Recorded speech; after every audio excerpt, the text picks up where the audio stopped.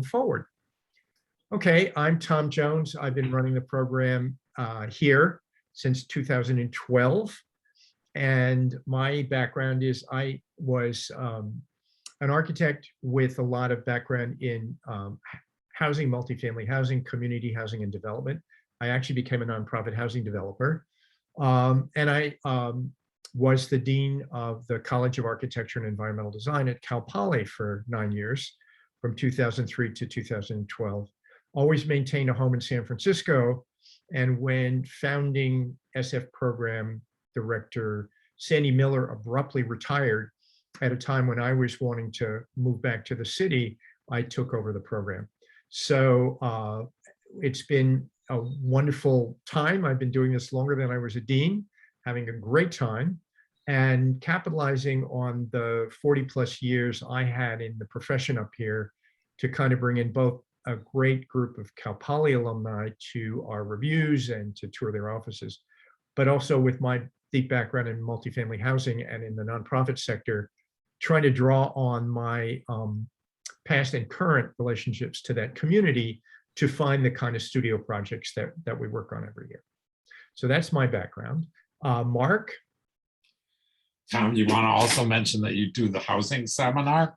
Yes, I teach the design studio. I run the internship program. I teach the housing class as well. Correct. Thank you, Mark. Sure thing.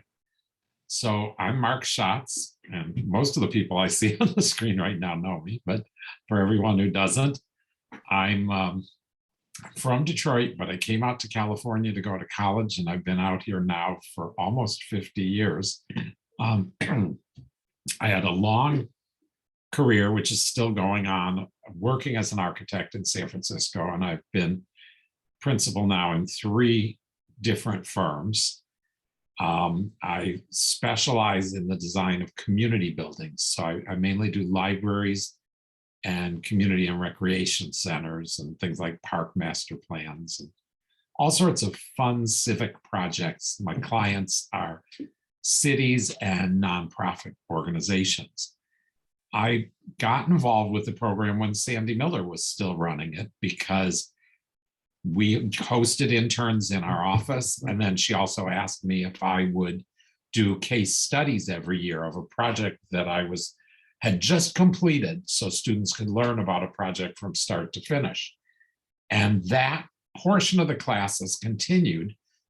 It's now part of a course which I give in the professional practice of architecture. So I've been team teaching with Tom since the second year, I guess, that he was here, 2013. And I've been doing the practice program that whole time. And then I also am one of the studio instructors. The practice class is an opportunity to meet with a lot of people at different stages of their careers, to hear their stories, to pick their brains, and to learn about aspects of architecture that they don't teach you in school. The focus is really on, oh, sorry, my dog has to have his say too. It's really on what does it mean to work in an architecture office, and what should you know about how architects get jobs, how finances work, what it's like to work with contractors and building officials, and what it takes to get a project from the dream you have on paper to an actual built building. So I love doing that, and I love being part of the studio, and it's a real honor for me to be a part of this program.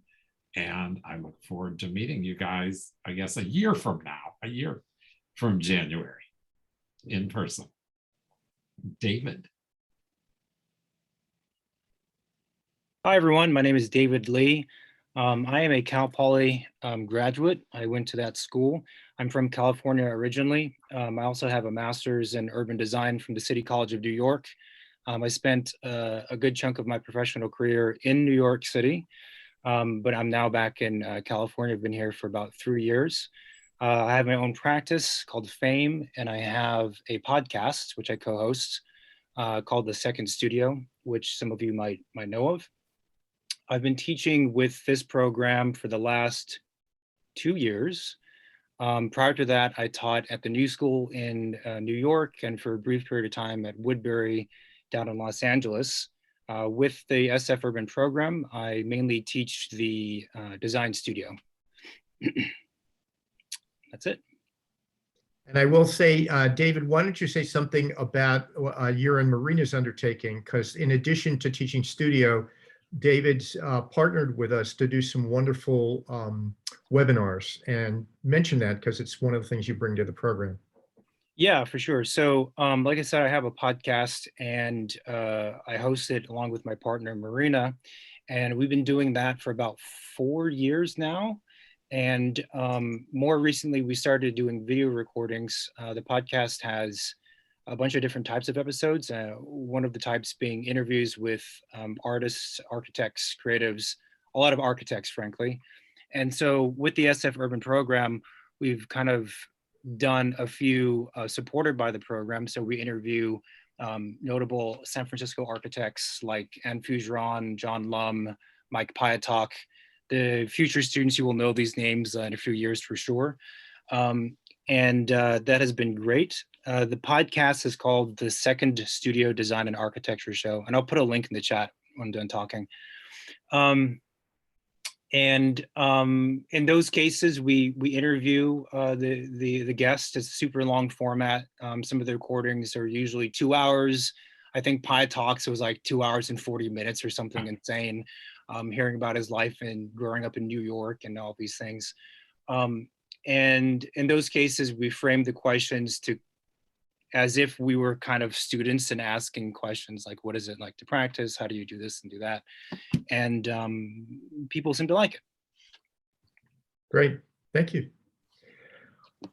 We also wanted David, since he helps our social media committee and works with the students when they pick a project to do. He worked over the last couple of years with students who've done some videos, which are on the website. So I've just set it up, David, so we could do the screen share. Do you want to run the video from, I think we're going to show the 2021 that Lily Bowman is in? And Yes. It should be about 2 minutes, so it's not super long. Let me set that up. And I just put the podcast, someone was asking, I put it in the chat. And actually, before I forget, I'll also put the SF Urban YouTube channel. There's like maybe 5 videos on there. Some of them are quite cute. You should check it out when you have a chance.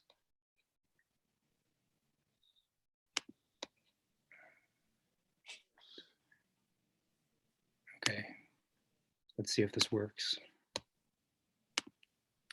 Yeah, well, there's Jarrett.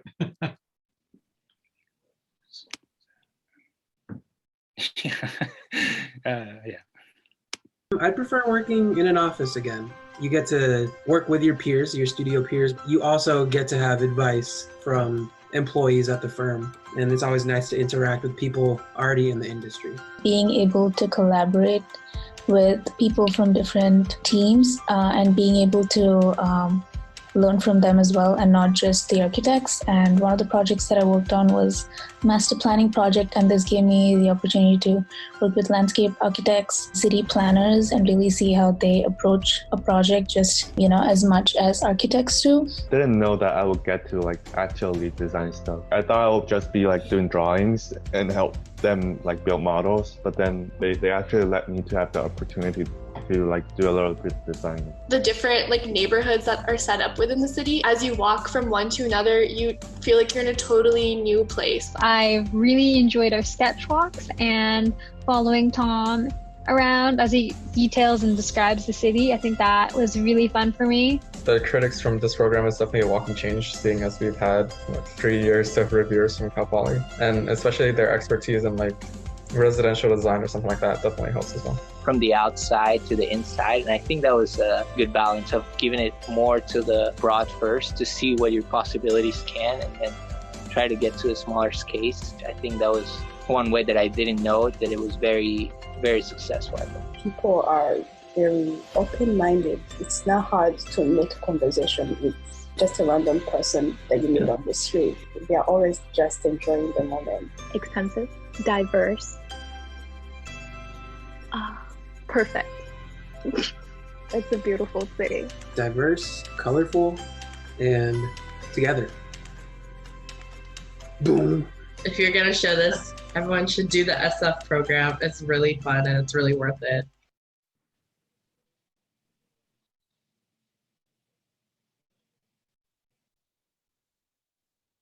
Okay, well, I'm going to ask, first of all, one way to sort of do this, we can be very random. I don't want people to have to wait their turn. But I just wondered, I can't tell, Lily Bowman, are you back on the call yet?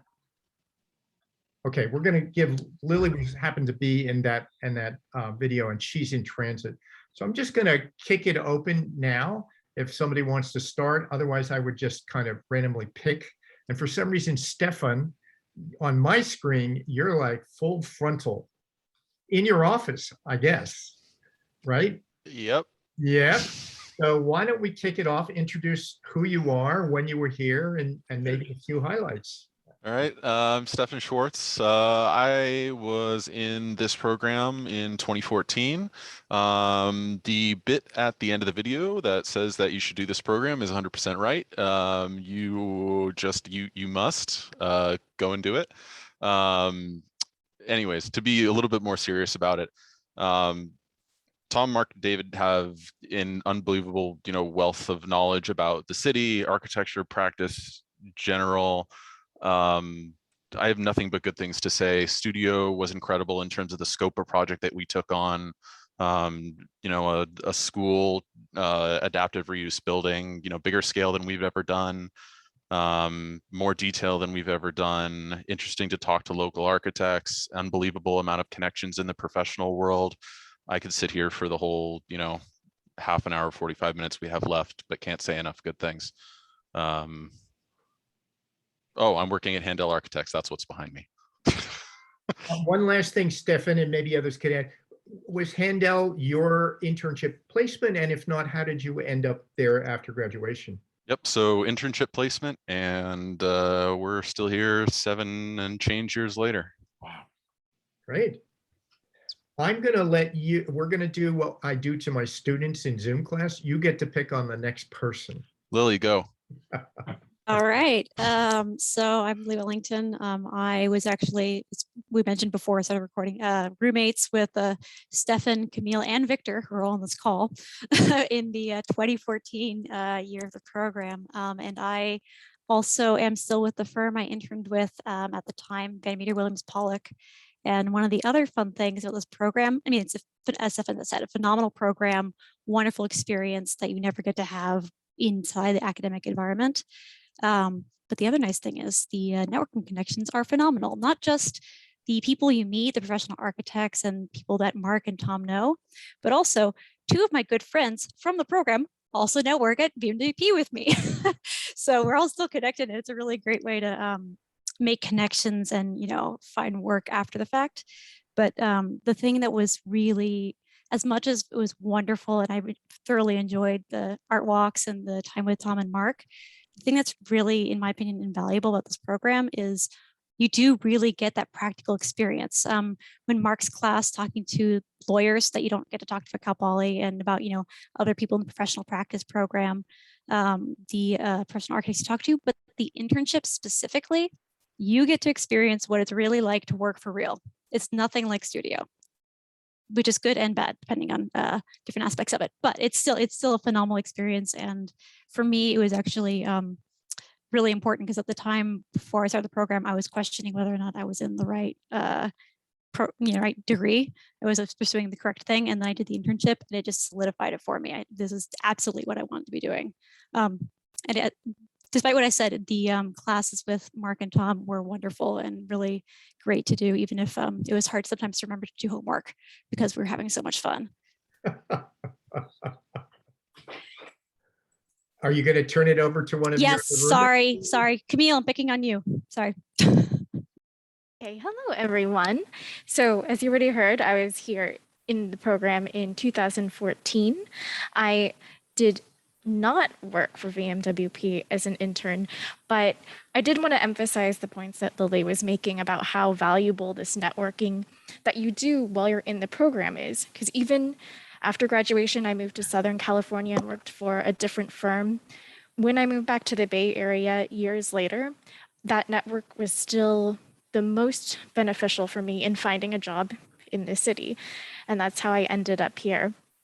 Like, there were so many firms I was able to reach out to because I met them through Tom or through my other peers who worked at them while in San Francisco, that I was able to apply to and got interest for, and they were able to vouch for me as well. And then also I'd add the other thing that I found really valuable about the program is you really get to experience the city, like a big walkable city, as an adult.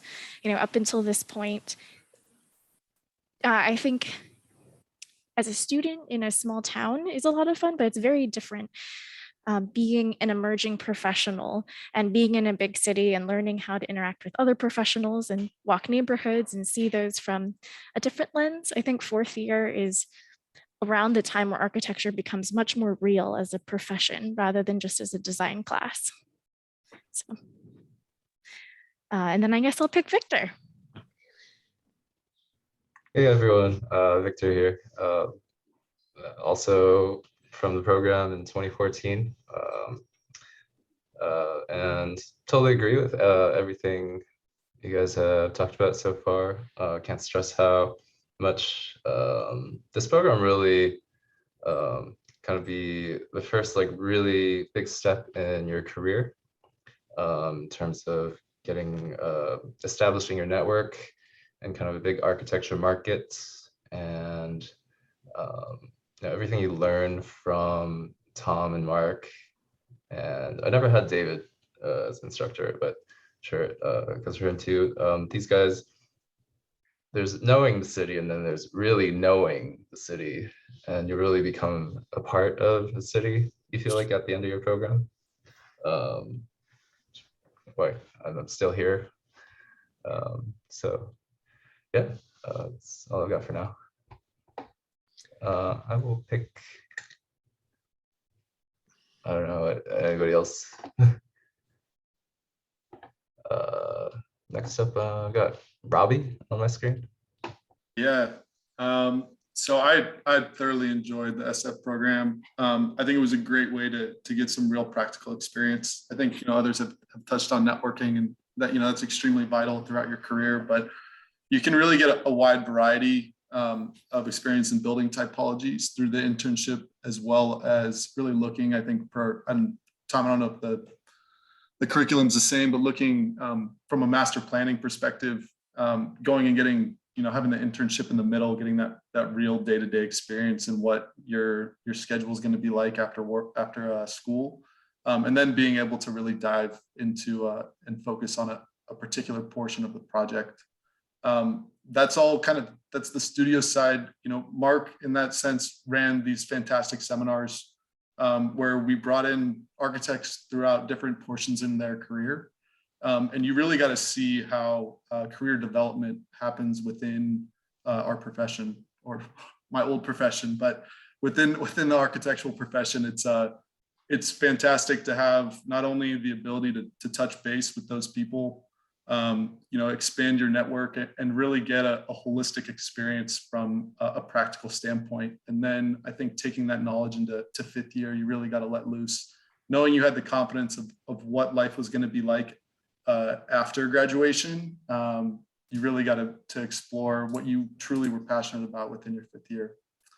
And I'm going to pick, where is she? Rachel. I knew it was coming. Yeah, honestly, fourth year is amazing no matter what you do, but especially if you do the SF urban program. Between the experiences you have and the things that you learn, it's invaluable, honestly. Like, I'm still working at the firm that I interned for, and one of the real reasons why I wanted to do it was because I had no experience. I didn't know what I was doing, and I was like, this is my in. This is how I can figure it out and see what I like, see what I don't like, and be prepared for what life is like after school. And that's exactly what it did. I felt so confident. I felt so sure. and classes were just so fun at the same time. Like every day was a good day, even on days that were stressful, between the people around you supporting you and just like the work you were doing it, you enjoyed it. And yeah, every moment was just so great and so fun. I made the best memories. And the best part is like you're learning and having fun at the same time. So it's kind of the best combination you can ever have. So highly recommend. And then I'm going to pass it off to Marcus. Figured. Hey everybody, my name is Marcus Simons. Rachel and I actually work at the same firm, Taylor Design, out here in San Francisco, or started working at the same firm, Taylor Design. But my introduction to Taylor was just through studio and working with Robbie and my group on our studio project out of their back room, and then tagging along to their Thirsty Thursdays that they would have. And I just kept coming back. And so that's, random things like that are just happening every day. Like you wouldn't even believe at during the SF program. And I think that's one of the best, in my opinion, best benefits of doing it. It's just so packed full of amazing random experiences that you really can't put into a off campus, off country study abroad program, because they more often than not aren't centered in something that you can take back with you. And so all of these experiences are just so meaningful and you can take back with you. And I think Robbie said it perfectly. It frees you up to really explore your thesis with a really good assurance that you have a much better idea knowing what you're going to do. And you have a much better idea knowing what you're not going to do. You learn a lot of different programs and typologies and people and all these things that you might not even want to work in or work with. I certainly had my fair share of that. And that freed up my mind to be like, shoot, okay, I don't need to worry about that during my thesis. I don't, when I'm applying for jobs after graduation, I could just focus on this thing that I found super interesting, and I'm just going to explore it a little bit. Not only that, but you're, for the first time, for a lot of people, you're hanging out with your friends in a very much like a work environment. And it could be a little stressful to think about leading up to it, but in reality, it made it so much better to just be able to focus on school for, 6 weeks, and then go into your internship for that, real life experience time. And, for a lot of people, I would assume have a little bit of a disposable income for the first time in their lives. So that was definitely a bonus, aside from all the experience. But yeah, could not recommend this enough. There's probably a million questions that we could all answer, but for now, I'll just leave it there, and maybe I'll pass it on to Tyler. Hello, I am Tyler. I work at Piatalk Architects. I also interned at Piatalk Architects during my time here in 2017, I think. Yeah, I think I would just echo what everyone else has been saying. For me, this was really, in terms of like professional experience and practical education, I would say that these were by far the two most useful quarters of my college experience. Maybe a little biased because this is a housing program and I work at a housing firm, so it was very much in the alley of what I've been doing. Yeah, but it was a really enjoyable experience. I personally really enjoyed kind of the independence that came through this. For half the program, you're going into a different office every day than the rest of your classmates, seeing them maybe once a week or just outside of work after work. And it really feels like, you're kind of in charge of your own success. You don't have your professors holding your hand through the projects and through everything else. And I really enjoyed that experience. Yeah, I think I'll leave it there. And I will pass it off to Connor. Hi, everyone. I am a 2019 graduate of this program. I currently work at Stantec Architecture, but I worked at Gensler while I was in the program. Again, everyone's pretty much been saying similar things. I'll take a bit of a different approach and say San Francisco is really a city that you have to experience. It's really hard to describe San Francisco to anyone who's never been to San Francisco. And just living in the city itself, every day is like a new little adventure. I mean, even now, I live in the city. I just moved last week to my new apartment, but every day it's something new. Whether it's, crazy people screaming outside or, something fun like a new farmer's market happening.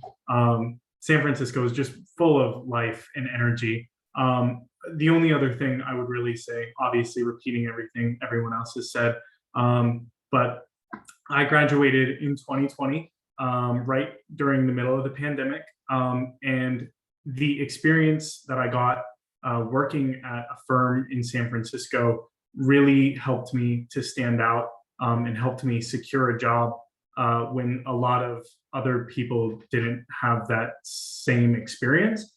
So just something to keep in the back of your mind that, internships look very, very good on a resume and will help you out if you're ever in a crazy period like 2020 was. But yeah, definitely couldn't recommend the program anymore than everyone else has. It's a life-changing experience.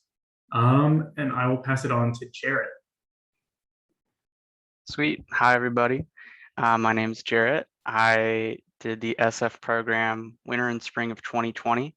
And so our year was the year where we got one term in and then COVID happened and we unfortunately had to finish it up virtually.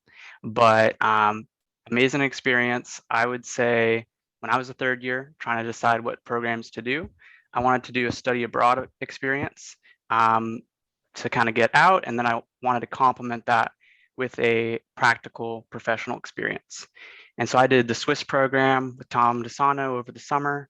And then I did the SF Urban program. And I really just wanted to get a job after I graduated. That was important to me. And having that internship on that resume really helps. And so that was a really big selling point for me. And also I was really fascinated with SF as a city.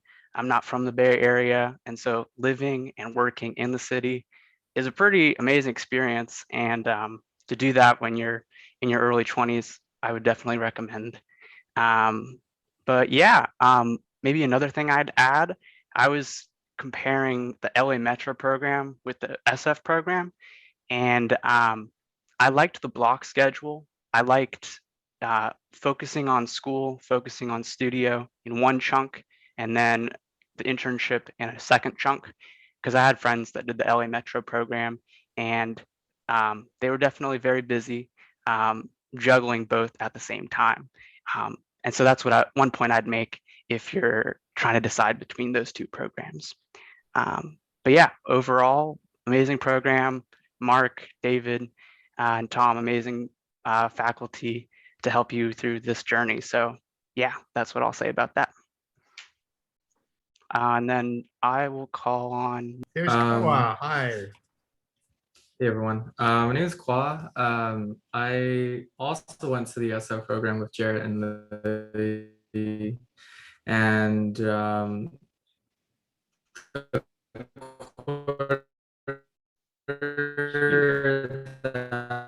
we spent in person was a really kind of environment, and the internship portion of it was amazing as well. And I think partially that's due to how the SF program really tries to guarantee a productive internship, and that by that I mean you have a point person at the firm, and they kind of give you kind of weekly meetings and all that to check in and to make sure that that internship experience is something that's extremely fulfilling. And I really enjoyed that as compared to a previous internship that I had where it was very much diving straight into the deep end, and it was a little bit more difficult. So I think by far the internship was the most valuable thing that I got out of the program, as I'm currently working at John Architecture, and that's where I interned at for the program as well. So really highly recommend the SF program for, career-wise. I feel like it's the best out there. So yeah. Not sure who else to pass this on. Well, thank you, Kwa. And I think Ahana wasn't sure she could make it. She's would be beaming in from Santa Barbara. I don't see her on the screen. I want to toss, I don't see any questions coming in yet, but I want to toss out a couple of questions, more free form discussion with all of you. I noted a couple of things I did want to explain. Many of you in the earlier program, we just made you go out and have fun. Remember, I said you have to go to a culture performance and you have to go to a park and you have to write about it. The budget got better for those students who were more recent, and we actually took them out to places. So that is one difference in the program, that you'll get to go to 12 cultural events. Kwa and his classmates, that got cut short. Remember, we were just starting that season and we couldn't continue it. But we know on a student budget, you're going to love the city, you're going to use public transit, you're going to find lots of free and cheap things to do, but we have the great architecture, great performance series we did not have for the older class. And I think that that's also a lot of fun to look forward to. How about life in the city? How about the stuff we maybe don't know about? How about what you did on the weekends? Did you get out to other places to hike or go, find nature? A little more about the kind of non-academic life that people led. Anybody want to just say a few things about that? Living in the city, several of you said it was wonderful, but what did that mean precisely? I'm putting on my Giants cap to remind some of the people of what we did. Actually, I might have been passed off as a student because I don't have my camera. It kind of. Oh, Eric, right. Sorry. Go. Yeah. Yes. But actually, I mean, I do want to. Everyone kind of touched on a lot about the internship and networking, and that's great. But I think one of the things that really stuck out to me is like I really fell in love with the Bay Area overall. I grew up in Las Vegas in a suburban desert, so I kind of did what Jarrett did, a mixture of wanting to study abroad. I did Switzerland. I got the European experience and tried to seek the closest thing to do that here, and that was either New York on the West Coast or San Francisco. I mean New York on the East Coast and San Francisco on the West Coast. And seeing trees was kind of wild, like redwoods. Those are a thing. There's a lot of them. There's like I don't know how many different biomes within an hour's range. You've got the river delta, where I was just up there last week, and you can sail, you can do water sports, you can ski, and it's a natural bounty.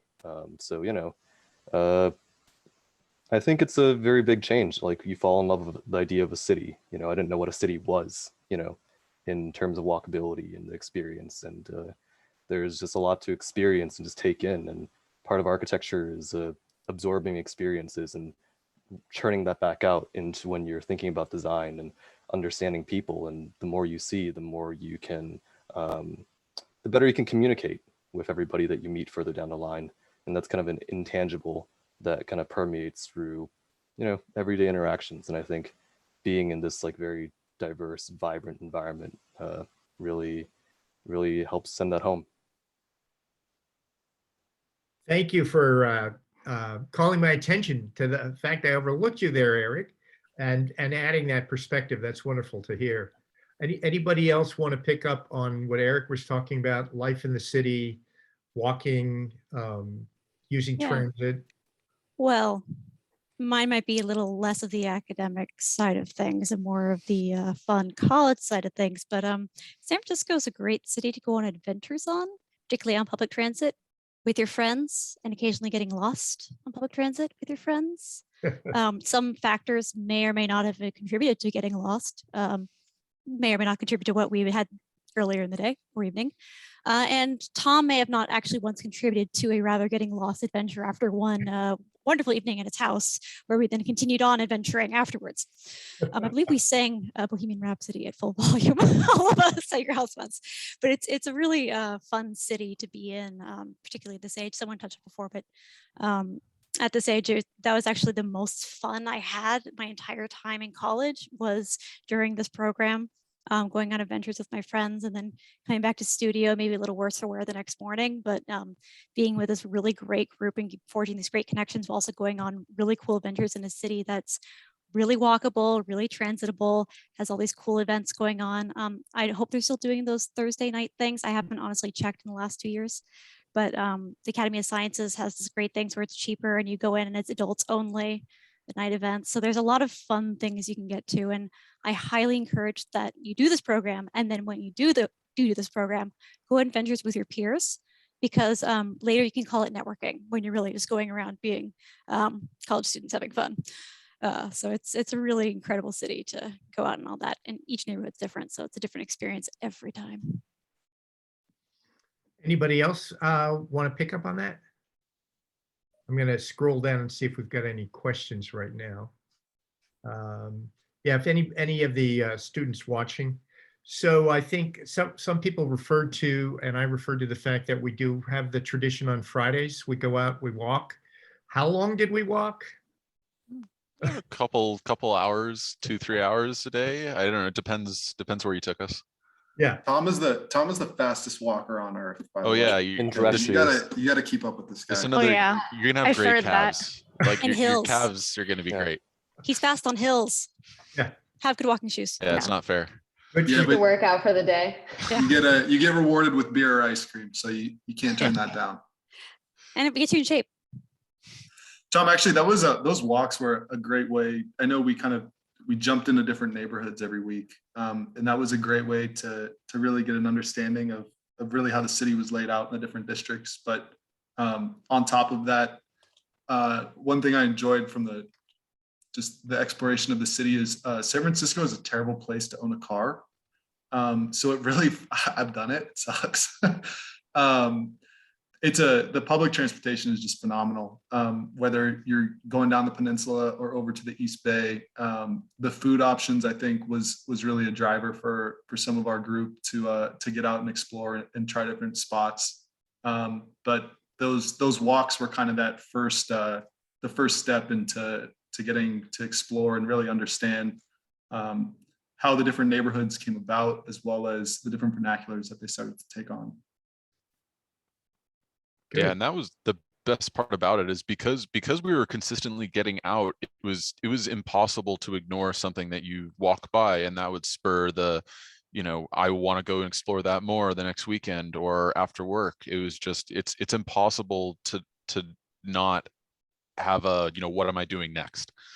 Yeah, it's great like sequence through the weeks. Just explore somewhere new, and that sets up your next week. Then unfortunately you have to go back for 5th year. Yeah. If I remember correctly, we actually blew off an assignment from Tom because one of his previous assignments took us past a really cool church, and then we went on the church and we took too long. Oh yeah, I remember that. But like also building on that too, there's a lot of education that happens as a designer in understanding scale and how things feel as a pedestrian, and like what does 10 feet feel like to you? What does 12 feet feel like to you? What does it feel like when you're next to a 15-foot building versus a 30-foot building or higher? And that really did influence how I designed my project in 5th year, but also as a designer moving forward. And you get a lot of practice walking around and thinking about those things for the rest of your life.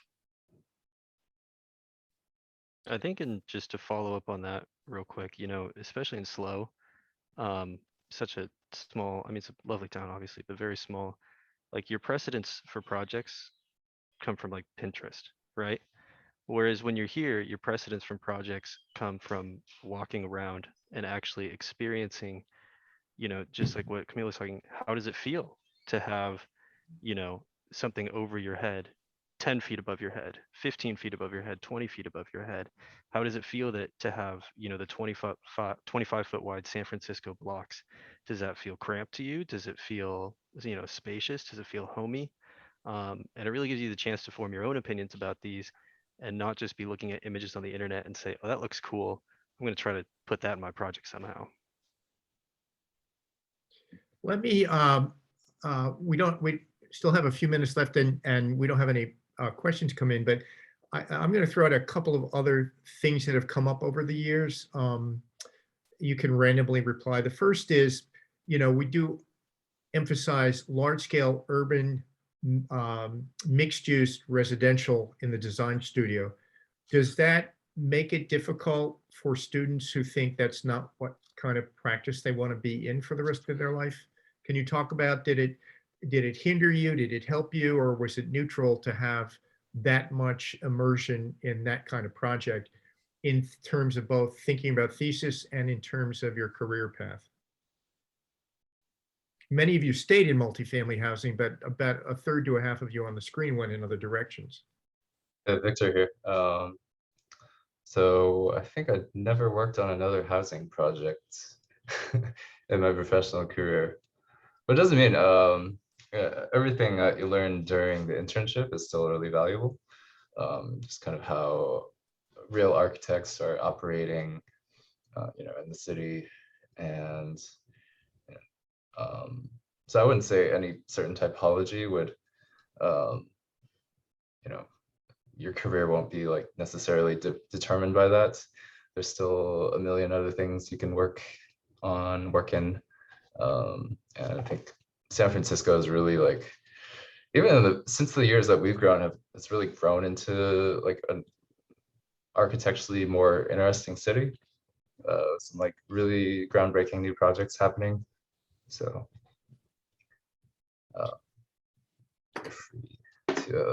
we got a couple of questions. Yeah, thank you, Victor. And I want to underscore that. And I think that's true. Hopefully, when you think about where you're going to go, and many of you have other choices, I think what I'm hearing from students is immersing yourself in a city, seeing the blend of old and new, and what Victor said is very important. This isn't just a city obsessed with its past, although there's part of that. There's a lot of contemporary architecture.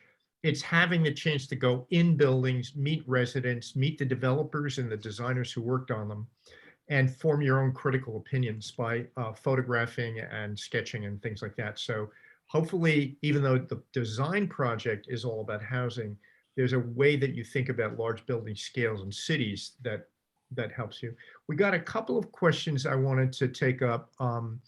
There's one student asked about living at home, and one in particular about possibly living in San Jose.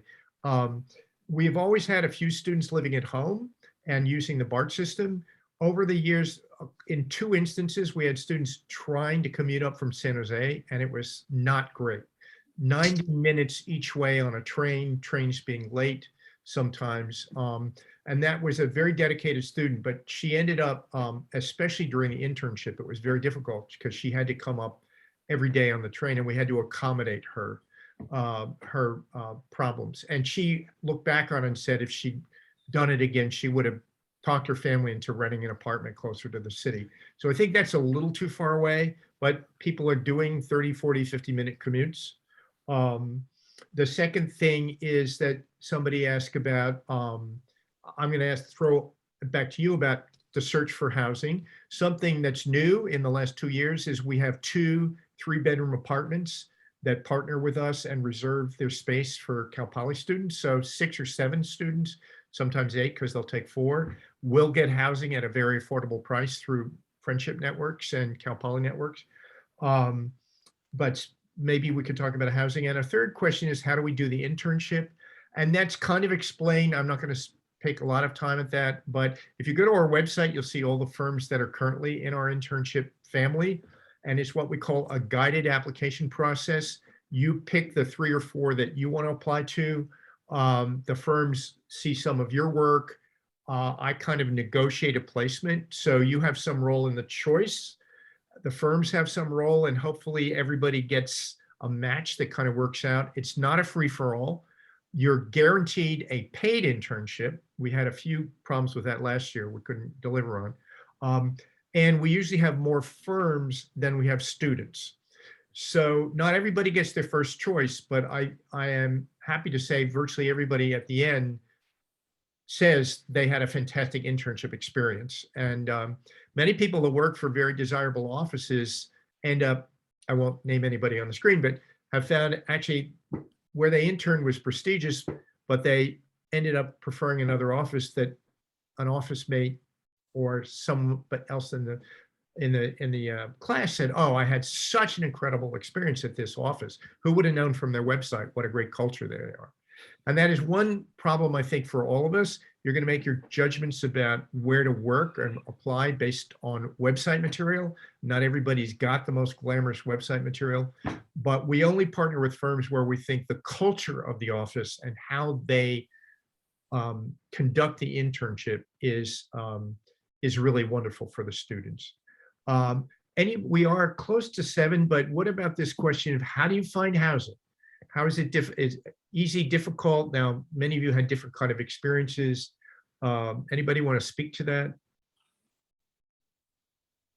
I mean, Camille answered it in chat, but yeah, Stefan, Camille, Victor, and I all shared a 2-bed, 1-bath that was pre-furnished. It was kind of like basically a mildly illegal Airbnb for a couple months. But anyways, it was for basically, we did it for the 2 quarters and then negotiated the rest of the summer so we can continue working at the firms we interned at or other firms we met through the program. So we basically, once the 4 of us realized we were all in the program, we banded together and started place hunting together. And there was actually another house in Daly City that did basically the same thing in our year. So there was 2 houses of students that would regularly visit each other for networking. But basically we band together and try to, apartment house hunt that way. So if you kind of squeeze in together, it's expensive. It's more expensive than slow, to answer the other question. But if you kind of pack yourselves in and have a fun time with everyone, you can make it work. I did it on an extremely limited budget myself. I was entirely off of student loans during the program, and I was able to, at the time, I don't know if it'd be possible now, but at the time make it work due to my wonderful roommates and a very tight living situation. So it is doable. You just really got to get cozy with your the people in the program or other friends. Buddy up, enjoy that city living. Well, it was fun. It was so much fun. And before 2019, remember the architecture department and profession looked at internships differently. None of you got paid until 2019. Now everybody's That's paid. correct. And to have that to help offset the rent.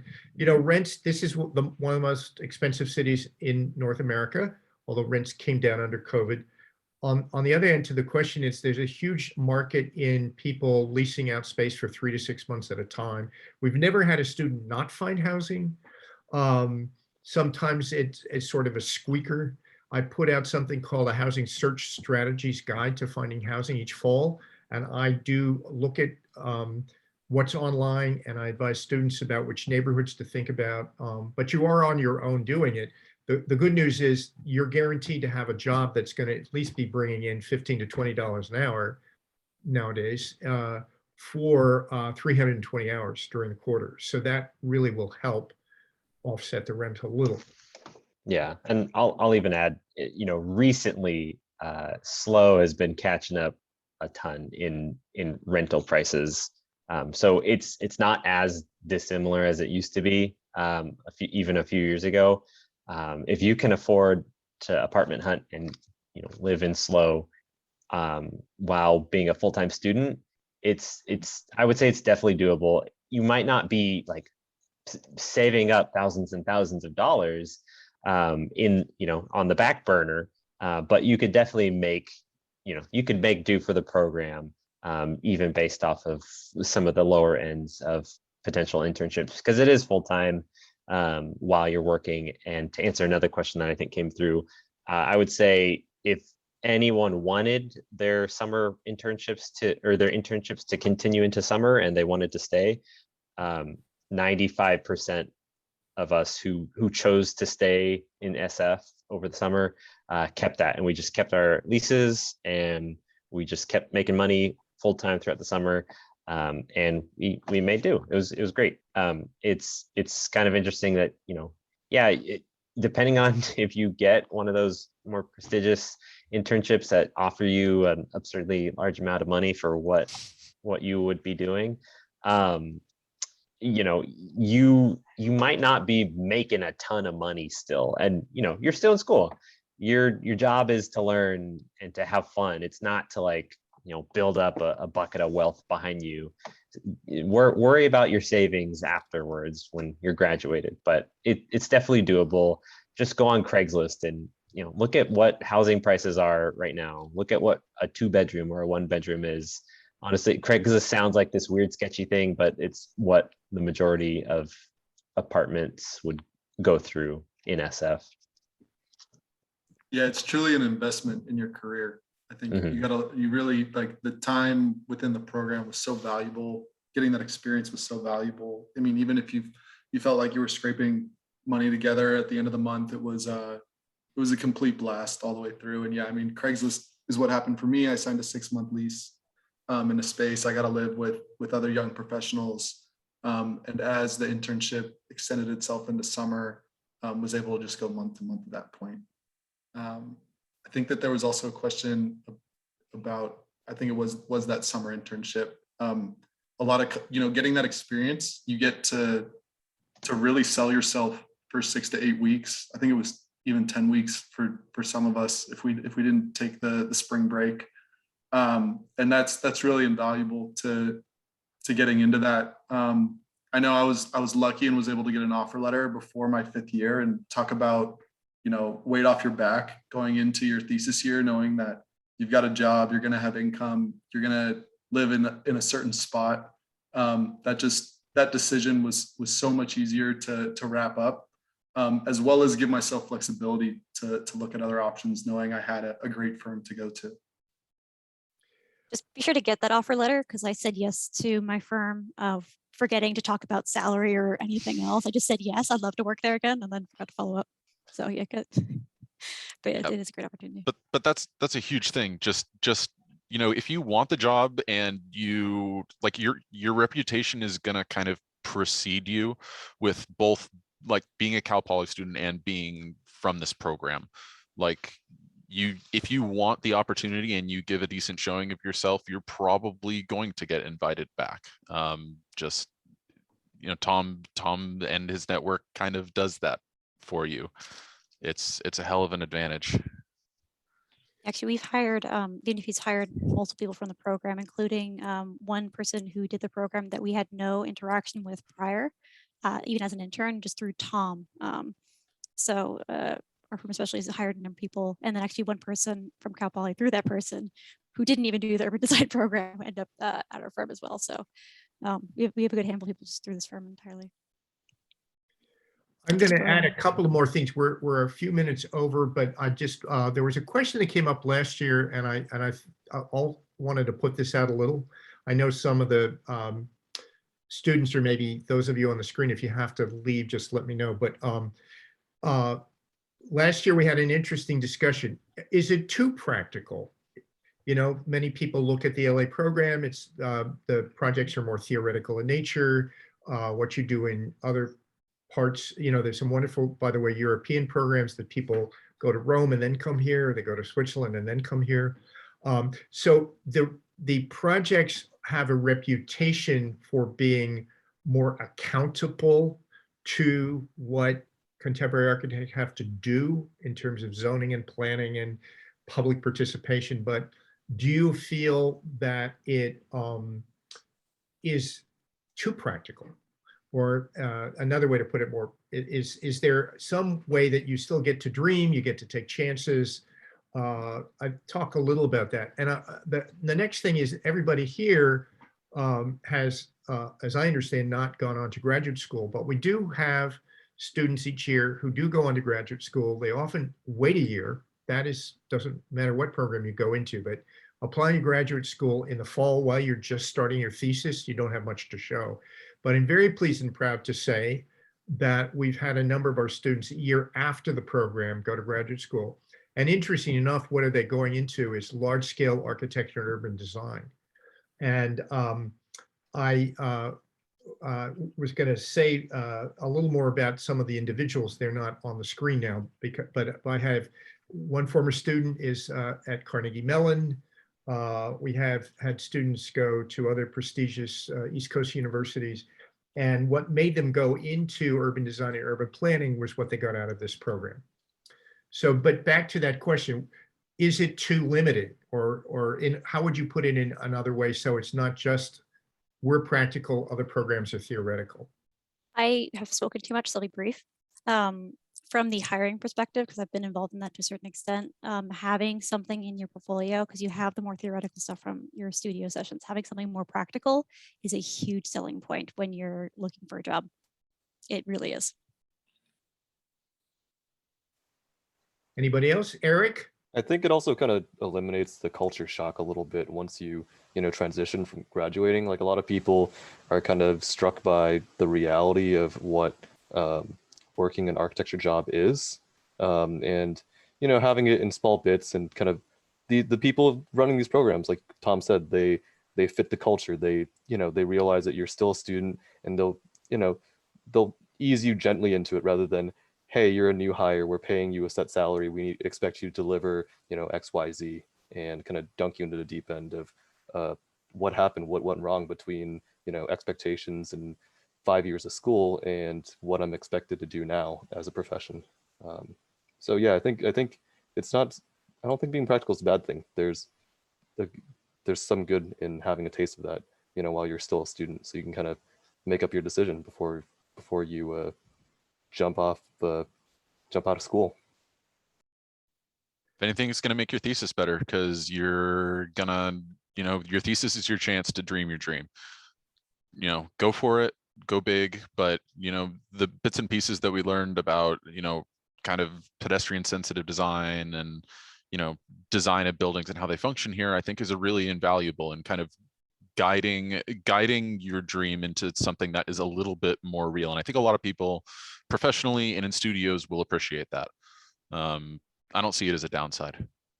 Yeah. I think it's also okay if you don't have anything practical in your portfolio. I mean, there's just some people that, like, while you're in school, you just want to explore all these ideas and concepts and whatnot, and that's totally fine. I think the real key thing there is when you do meet a firm that you really like and you don't have anything practical, as long as you can articulate your design process, I think they'll really appreciate that, and they can start to get a gauge of what type of designer you are.